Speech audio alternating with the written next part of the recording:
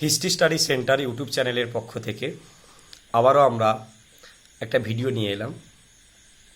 যে টপিকের ওপর আমরা আলোচনা করছিলাম ফরাসি বিপ্লব, সেই ফরাসি বিপ্লবের আর একটা কারণ তোমাদের বাকি ছিল, সেটা হচ্ছে ফরাসি বিপ্লবের অর্থনৈতিক কারণ। আজকের আমি এই ভিডিওর মাধ্যমে ফরাসি বিপ্লবের অর্থনৈতিক কারণ নিয়ে একটু আলোচনা করব। কারণ আমরা জানি যে রাষ্ট্রের ফিনান্সিয়াল স্ট্রাকচার যদি স্ট্রং হয়, সেই দেশের বা সেই রাষ্ট্রের শাসক যদি দুর্বল হয়, তবুও শাসন ব্যবস্থাটাকে কিন্তু সুচারুভাবে চালিয়ে নিয়ে যাওয়া সম্ভবপর হয়।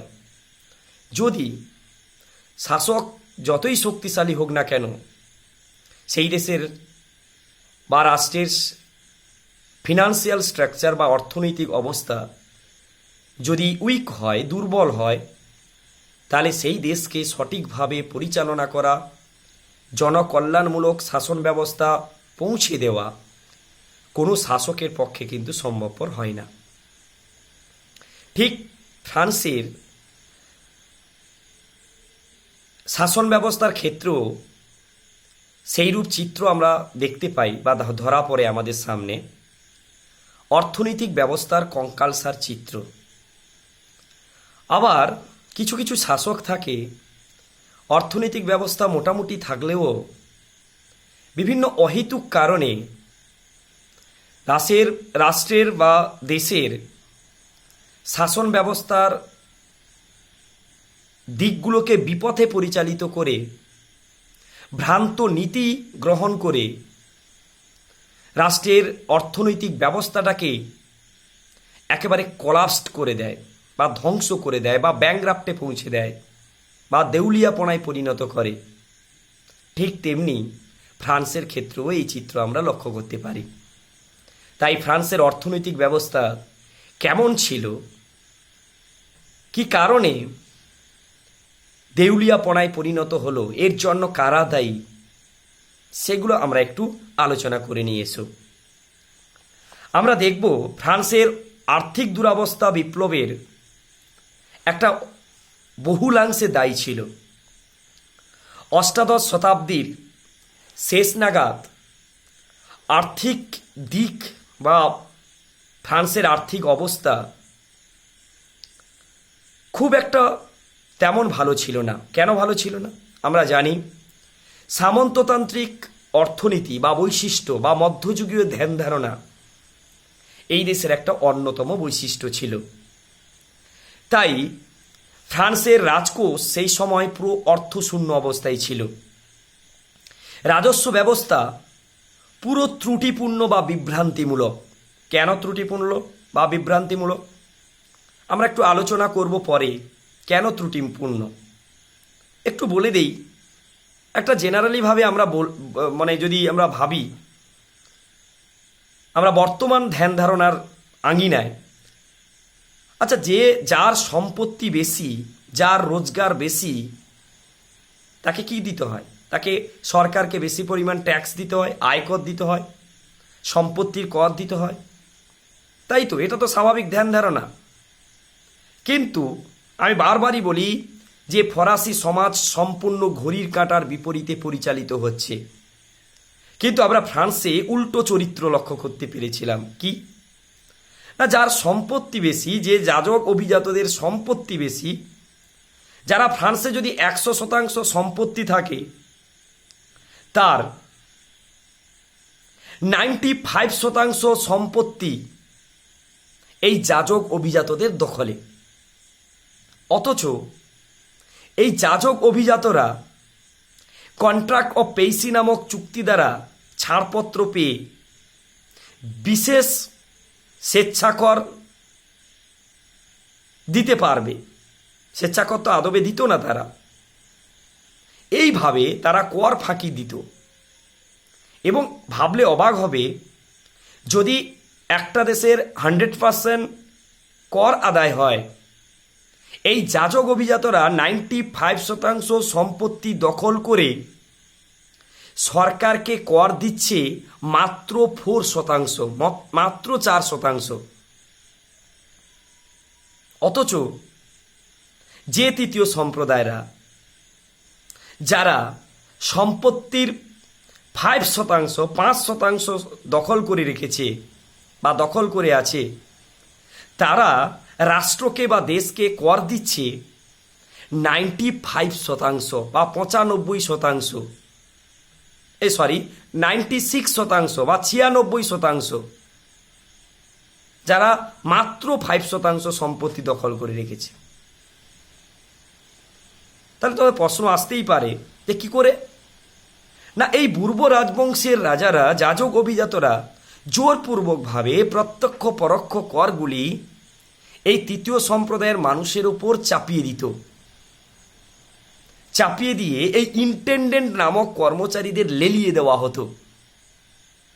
যদি তুমি কর না দাও, যদি তুমি প্রত্যক্ষ পরোক্ষ করগুলো না দাও, তাহলে তোমার উপর নেমে আসবে এক নির্মম অত্যাচারের বোঝা। এইভাবে ফরাসি কর ব্যবস্থা ছিল খুবই ত্রুটিপূর্ণ, বিভ্রান্তিমূলক। রাজন্যবর্গের যুদ্ধ নীতি আগেও আমি আলোচনা করেছি। অকারণে যুদ্ধে যোগদান করা, ইউরোপের বিভিন্ন যুদ্ধে বিলাসিতা, অমিয়তা ব্যয়িতা ফ্রান্সকে পুরো দেউলিয়াপনায় পরিণত করে দেয়, যেটা ব্যয় করা উচিত নয়, অহেতুক ব্যয় করত।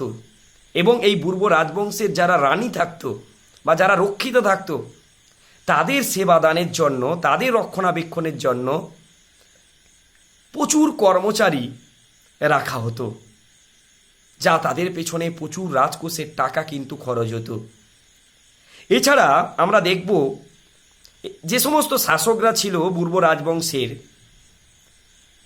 আমরা দেখব চতুর্দশ লুইয়ের আমলে 1643 থেকে 1715, যার সময়কাল, ফ্রান্স একাধিক ব্যয়বহুল যুদ্ধে জড়িয়ে পড়েছিল, যা রাষ্ট্রের আর্থিক শক্তিকে একেবারে শেষ করে দেয়। তার পরবর্তী শাসক পঞ্চদশ লুই, যার সময়কাল 1715 থেকে 74, এই ব্যয়ভার বিন্দুমাত্র হ্রাস পায়নি, আরও বাড়তে থাকে বরঞ্চ। তার পরবর্তী শাসক ষোড়শ লুই 1774 থেকে 1793, তার আমলে এই সংকটাপন্ন একেবারে মাথাচাড়া দিয়ে ওঠে। যুদ্ধজনিত ব্যয়ের ঘাটতি মেটানোর উদ্দেশ্যে এই ফ্রান্সের সরকার বাজার থেকে ঋণ গ্রহণ করতে বাধ্য হয়। আমরা দেখেছিলাম 1788 খ্রিস্টাব্দে রাষ্ট্রের মোট আয়ের 75% প্রতিরক্ষা বা ঋণ পরিশোধে ব্যয় হয়ে যেত। কারণ অহেতুক কারণে ফ্রান্সকে একটা সাম্রাজ্য বিজেতা হিসেবে প্রতিষ্ঠিত করবার জন্য, ইউরোপের মানচিত্রে ফ্রান্সকে একটা শ্রেষ্ঠত্ব প্রতিষ্ঠিত করবার জন্য বা শ্রেষ্ঠত্ব প্রমাণিত করবার জন্য বিভিন্ন যুদ্ধে নিজেকে জড়িয়ে দিয়ে অর্থনৈতিক অবস্থাটাকে একেবারে শেষ প্রান্তে পরিণত করেছিল। তাছাড়া এই তিনজন ফরাসি রাজার বিলাসিতা, অমিয়তা ব্যয়িতা এক প্রবাদে পরিণত করেছিল, যার ফলে ফ্রান্সের আর্থিক ব্যবস্থা একেবারে দেউলিয়াপনায় পরিণত হয়েছিল। ঐতিহাসিক গুডউইন এখানে একটা কথা বলছে সুন্দর। ভার্সাই রাজপ্রাসাদে 18,000 কর্মচারী ছিল। যে পূর্ব রাজবংশের যে প্রাসাদ, অট্টালিকা, সেই প্রাসাদে তাদের কাজকর্ম সম্পূর্ণ পরিচালনা করার জন্য নাকি 18,000 কর্মচারী ছিল।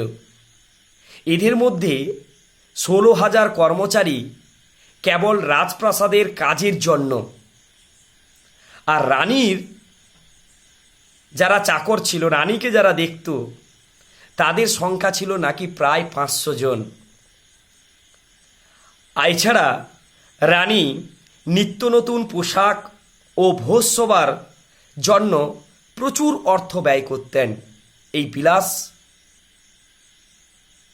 এই বিলাস ব্যসনের ফলে আমরা দেখতাম ফ্রান্সের অর্থনৈতিক অবস্থা একটা করুণ দশায় পরিণত হয়েছিল।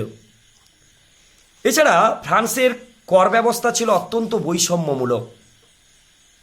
একটু আগেও আমি আলোচনা করেছি কি বৈষম্যমূলক ছিল।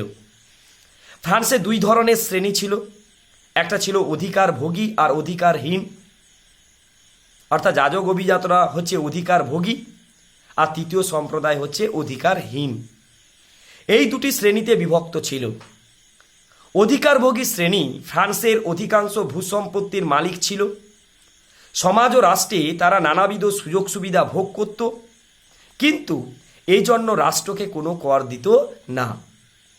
অপরপক্ষে যারা দরিদ্র, নিপীড়িত, বঞ্চিত, জর্জরিত, যারা অসহায় কৃষক, তাদের ওপর বিশেষ করে সমস্ত করের বোঝা তাদের ওপর চাপিয়ে দেওয়া হতো, তাদেরকে বহন করতে হতো।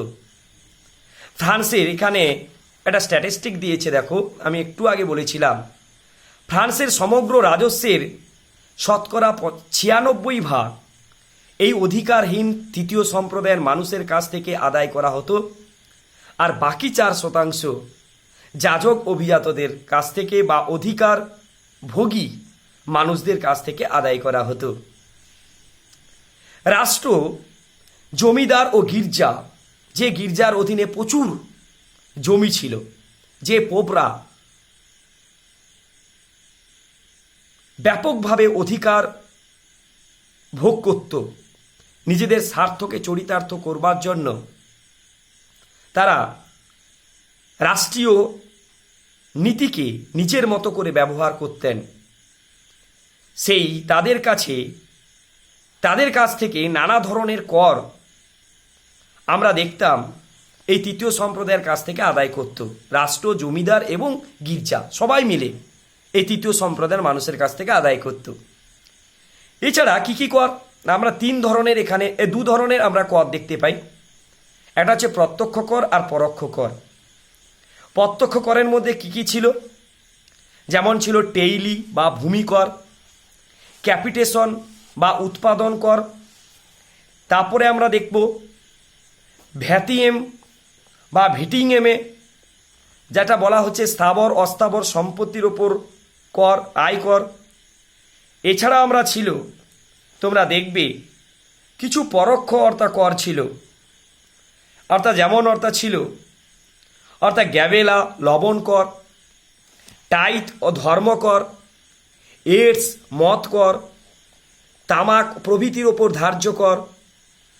এছাড়া সামন্ত প্রভুর কলে যদি কেউ গম জব ভাঙতে যেত,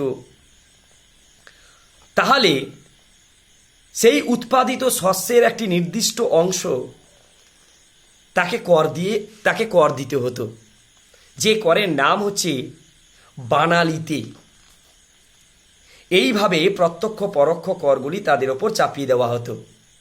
এছাড়া আরেক ধরনের কর ছিল কারভি বা বেগার শ্রমদান। সেটা কি না, এটা এক ধরনের সামন্ত কর। রাস্তাঘাট নির্মাণ ও সংস্কারের জন্য প্রচুর শ্রমিকের প্রয়োজন হয়, তখন এই কৃষকদের জোরপূর্বকভাবে ন্যায্য মজুরি না দিয়ে তাদেরকে বেগারভাবে খাটিয়ে নেওয়া হতো, যাকে বলা হচ্ছে করভি। এইভাবে সমস্ত করের বোঝা মিটিয়ে কৃষকদের হাতে যা থাকতো তার আয়ের মাত্র 1/5, যা দিয়ে তাদের জীবনযাপন পরিচালনা করা একেবারে অসম্ভব ছিল। এই অন্যায় অযৌক্তিক কর আদায়ে প্রচণ্ড তাদের ওপর নির্মম অত্যাচার নেমে আসত।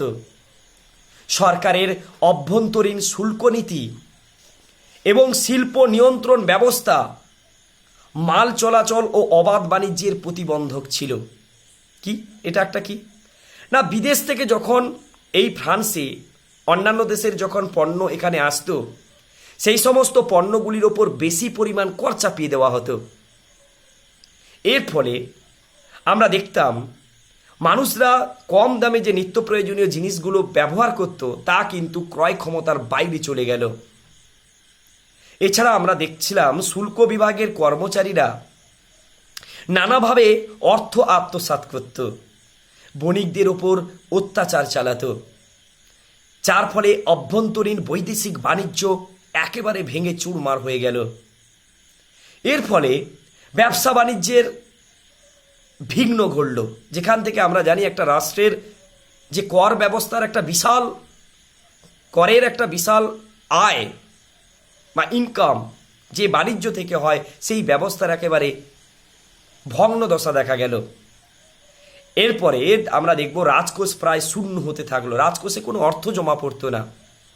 এইসব কারণে প্রখ্যাত এক অর্থনীতিবিদ অ্যাডাম স্মিথ তার এক গুরুত্বপূর্ণ লেখা গ্রন্থ ওয়েলথ অফ নেশনস গ্রন্থে তৎকালীন ফ্রান্সের এই অবস্থাকে ভ্রান্ত অর্থনীতির জাদুঘর, মিউজিয়াম অফ ইকোনমিক ইরোর্স বলে অভিহিত করেছেন। এবং কিভাবে অর্থনৈতিক বিপর্যয় ছিল না, এইসব অনাচারের সাথে আমরা দেখব যুক্ত হয়েছিল সেই সময় জনস্ফীতি বা মুদ্রাস্ফীতির একটা অভিশাপ। সেই সময় ফ্রান্সের জনসংখ্যা বৃদ্ধি পেয়েছিল এবং মুদ্রাস্ফীতি একটা চরম আকার ধারণ করেছিল। সমগ্র অষ্টাদশ শতক ধরেই ফ্রান্সের জনসংখ্যা এতটাই বৃদ্ধি পাচ্ছিল যে 1789 খ্রিস্টাব্দে যে সময় এই ফরাসি বিপ্লব সংগঠিত হচ্ছে, তা প্রায় 2.5 কোটি জনসংখ্যাতে পৌঁছে যায়। 1789 মুদ্রাস্ফীতির দরুন দ্রব্যমূল্য একটা মাথাচাড়া দিয়ে ওঠে। তাই ঐতিহাসিক লাব্রুস একটা গুরুত্বপূর্ণ কথা লিখেছেন যে গোটা অষ্টাদশ শতক ধরে ফ্রান্সে খাদ্য ও ভোগ্যপণ্যের দাম যে হারে বেড়েছিল, মজুরি কিন্তু সে হারে বাড়েনি। অর্থাৎ ক্রয় ক্ষমতা পুরো হারিয়ে ফেলেছিল। অর্থাৎ মজুরি যে হারে বাড়ার কথা, যেভাবে দ্রব্যমূল্য বৃদ্ধি পাচ্ছে তার তুলনায় কিন্তু মজুরি সেই তুলনায় কিন্তু বাড়েনি, যার ফলে মানুষের ক্রয় ক্ষমতা কিন্তু খুবই কমে এসেছিল। আমরা দেখেছিলাম মজুরি বৃদ্ধি পেয়েছিল মাত্র 22%, আর খাদ্যশস্যের দাম বেড়েছিল 60 থেকে 65%।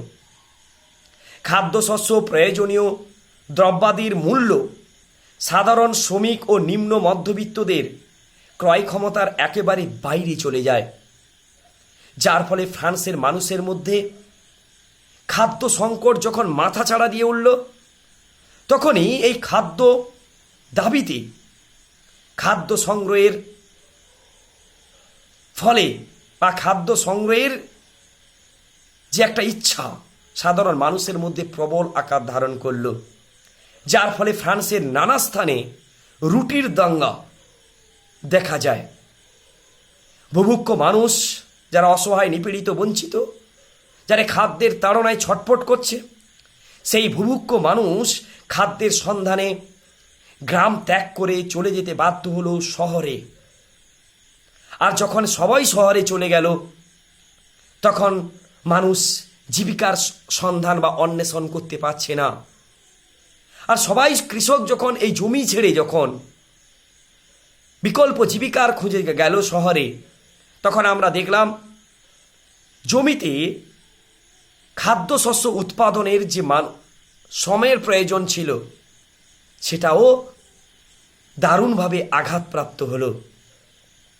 তাই সব ক্ষেত্রে যেন একটা বিপর্যয় নেমে এলো। তাই বলা যায় বিপ্লবের মূলে এই আর্থিক কারণ কিন্তু একটা গুরুত্বপূর্ণ কারণ ছিল।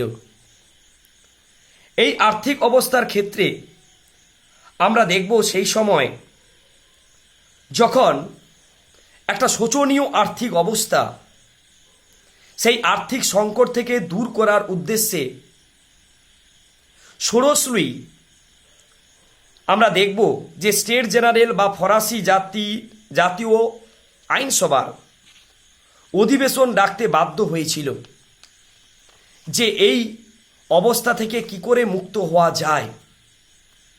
কিন্তু আমরা দেখব একের পর এক যারা সেই সময় অর্থমন্ত্রী ছিল, যেমন আমরা দেখব ব্রিয়া ছিল, তারপরে নেকার ছিল, তারপরে বিভিন্ন যে অর্থমন্ত্রীরা ছিল সেই সময় প্রত্যেক অর্থমন্ত্রী এই সমস্ত পূর্ব রাজবংশের শাসকদের একটাই কথা বলেছিল যে যাজক অভিজাতদের ওপর প্রচুর পরিমাণে কর চাপাতে হবে। যদি কর না চাপাই তাহলে ফ্রান্সের আর্থিক ব্যবস্থাটাকে সঠিক জায়গায় কিন্তু নিয়ে যাওয়া সম্ভবপর নয়। কিন্তু আমরা দেখলাম ব্রিয়া, নেকার, তুর্গো সমস্ত অর্থমন্ত্রী এই কথা বললেও কিন্তু যাজক অভিজাতদের চাপে তারা কখনোই এই যাজক অভিজাতদের উপর যারা 95% সম্পত্তি দখল করে রেখেছে তাদের ওপর কিন্তু কর চাপানো সম্ভবপর হয়নি। কিন্তু ষোড়শ লুই এই অধিবেশন ডাকার চেষ্টা করেছিল। নেকারের কথায় তিনি যাজক অভিজাতদের ওপর কর চাপানোর একটা ব্যবস্থা তিনি জাস্ট শুরু করেছিলেন। তার জন্য তো আইনসভা ডাকতে হবে, তাই যাজক অভিজাতরা বলল ষোড়শ লুইকে আইনসভা ডাকুন, আইন প্রণয়ন করে আইন চাপান, আইন প্রণয়ন করে আমাদের ওপর কর চাপান, আমরা মেনে নেব। কারণ সেই সময় আইন ব্যবস্থার একটা গেঁড়া কল ছিল কি, 3টে শ্রেণীর জন্য 3টে কক্ষ ছিল, আর 3টে শ্রেণী মাথাপিছু ভোটদান করতে পারত না, ভোটদান করত কি সম্প্রদায় পিছু, অর্থাৎ 3টে শ্রেণী 3টে ভোট দিতে পারবে। এতে আমরা দেখতাম যাজক অভিজাতদের স্বার্থ একই বলে তারা একই উদ্দেশ্যে ভোট প্রদান করত। এইভাবে 2-1 ভোটে সবসময় তৃতীয় সম্প্রদায়ের প্রতিনিধিরা পরাস্ত হতো। তাই ষোড়শ লুই চেষ্টা করেও কিন্তু এই আইনসভার দ্বার উন্মুক্ত করেও তাদের ওপর যাজক অভিজাতদের ওপর কিন্তু কর চাপাতে পারেনি। এই ভ্রান্ত কর নীতি, আর্থিক ব্যবস্থা এর ফলে 1789 খ্রিস্টাব্দে ফরাসি বিপ্লব সৃষ্টিতে সাহায্য করেছিল। আজকের এই পর্যন্ত থাক, পরের দিন আবার নতুন ক্লাসে দেখা হচ্ছে।